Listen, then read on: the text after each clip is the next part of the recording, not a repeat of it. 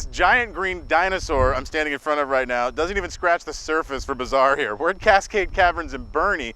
That's right, tonight we're gonna be investigating 10 stories beneath the Earth's surface in a cave where there's been some recent reports of hauntings. Now I mentioned the place is kind of bizarre, mainly because of the story of the cave and the hermit that lived inside it for nearly 25 years. This is Josh. He's the cave manager. Dude, I thought my job was cool. You manage a cave for a living. This is the ledge that the hermit would have lived on, right? Yes, sir. Right up here on this ledge, he would have hung out there and wrote his journals and hung out there for a while. We're gonna get set up as soon as it gets dark, and we're gonna get all of our equipment down there. Is there anything else we need to be aware of? No, just make sure you guys watch your head and, oh, look out for the bats. Bats? I'm not afraid to take a stand, take a stand. Everybody, come take my hand, come take my hand. We'll walk this road together through the storm, whatever weather, cold or warm. Just letting you know that you're not alone. Holler if you feel like you've been down the same road. Cascade Caverns was discovered in the 1700s by the Apache Indians, but the story of the cave, and most likely its hauntings, centers around that of the hermit who came to live here in a self-imposed exile around the time of the Civil War.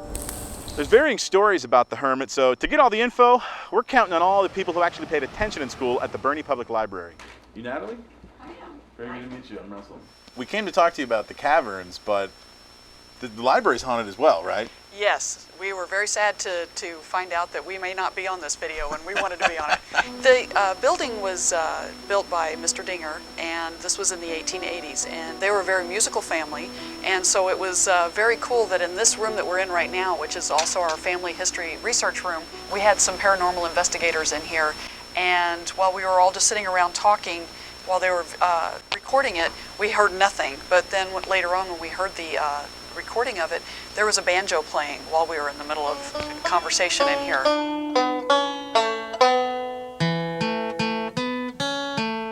We were originally thinking it might have been somebody's car out there, but how many people have banjo on their stereos? Well, we are in Bernie. I mean, let's be honest. Back to the cave. The hermit spent most of his time just sunning himself on the rocks, writing in his journal, and chiseling out a tomb just waiting to die. But Hermit Bayard was no bum. In fact, he was a doctor by trade. So what happened in his life? Why did he come here? It's a man who was apparently heartbroken from a lost love and came and decided to live in the cave and lived there for years and apparently was buried there.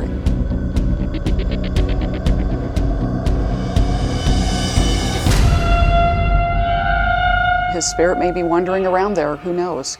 That's where he lived and died and was also very troubled.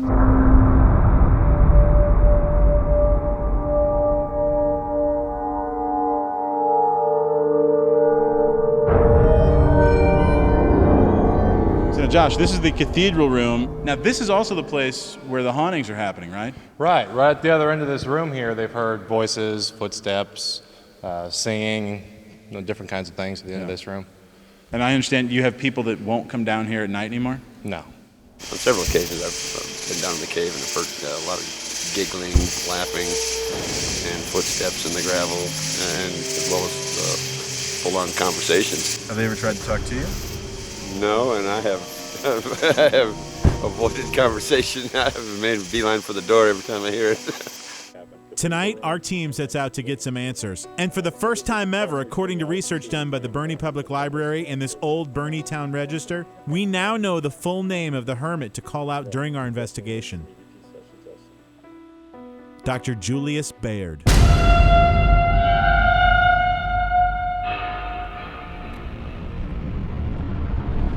All right, we're on our way 160 feet. We're going down into the earth with like 160 pounds strapped to my back.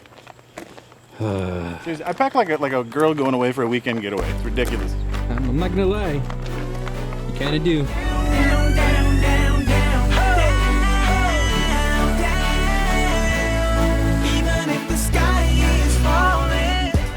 Here we are, the entrance.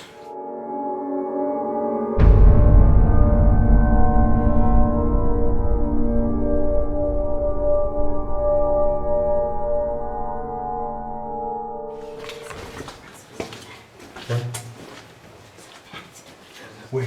What? Nothing. Do we close this Don't door? even lie to me. No. Where's the bat? No, don't worry It was about it. outside, don't worry, it's not inside.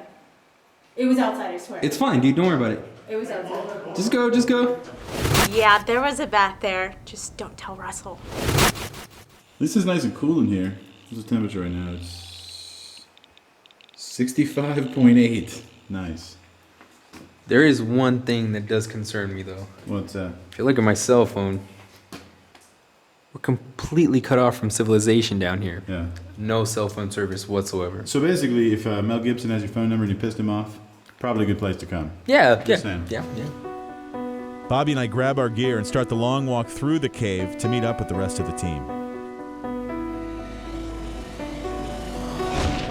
So we're now in the very far end of the cave. Like, we've walked all the way through the cave, and it leads to this room right here, which is the cathedral room. And you probably can't tell, but there's like a big lake in here, water. The water feeds down and actually goes into the Edwards Aquifer. This is where we get our water. So I promise not to urinate this evening. It's my promise. But what's cool about this room is the echo is incredible. You know what I mean, Mike? Sounds great. Good acoustics in there. Yeah. Jason Derulo!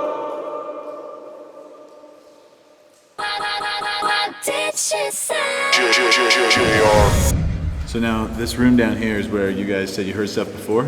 Exactly. And it seems it could be coming from the area where the falls are. All right. So we're going to do a session from in here, and Angelica set up a motion sensor, which is going to do what? It turns on a light if any movement occurs in front of it. So it's headed down that corridor that we first came in. And I'll be sitting right there at the turn so that I can let you know if there's anything coming from that way into the cathedral. And I'll be dodging the bats. All right, let's go. This to Tolton.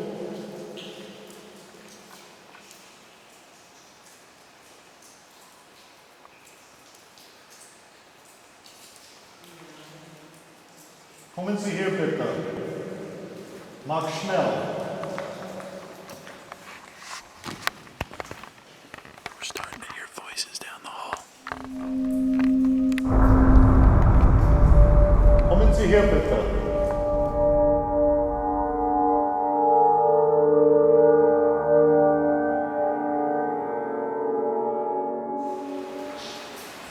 Are you happy here?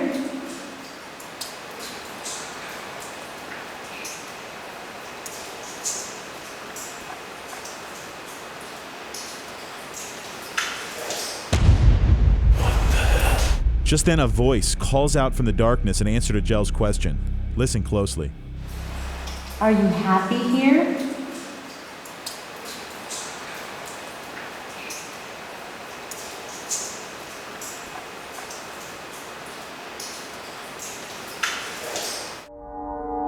At least whoever's in the cave with us appears to be happy. They also seem to be getting more and more comfortable. I saw a spark.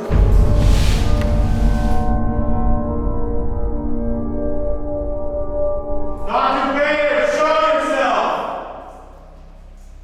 God, that scared the crap out of me.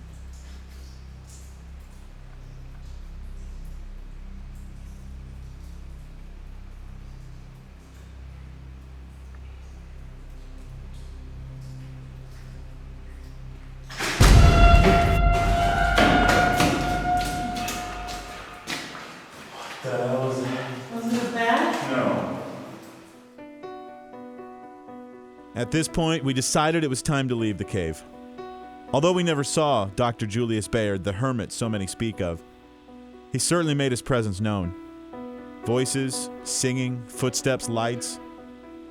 There's no doubt in my mind, the hermit is still in this cave. Apparently happy, and just wants to be left alone. To roam the cave for all eternity.